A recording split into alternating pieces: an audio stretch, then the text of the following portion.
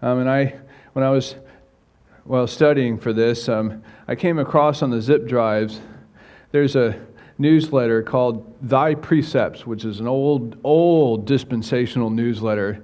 And I came across an article on Jordan, and there was a man named W.T. Turpin. You ever heard of him? I don't know if I do or not. But he said, as I look at the cross, I not only see Christ's death and resurrection for me, but I see equally my death and resurrection with Him. I have parted company now through grace with the old thing. I am not trying now to regulate this wretched flesh, for nothing could cure that.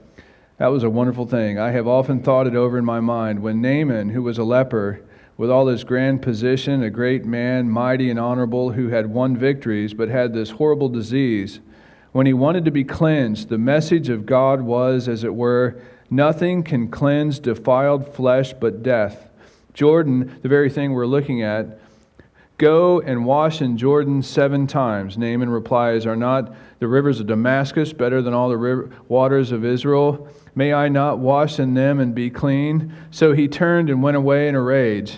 And afterwards, when he went down and dipped himself 7 times in Jordan, his flesh came again like unto the flesh of a little child. Nothing can end flesh but death. Law will not cure it. Restrictions or demands on it or holy, good resolutions will not cure it. It will break out through them all. Death has judicially ended it, and through grace a Christian can take that fact up today and say, Jesus died and I died with Him. The whole thing has gone to faith in His death, and now I am risen with Him. The Lord grant we may enter into it all, and all of the blessed reality of it for His name's sake.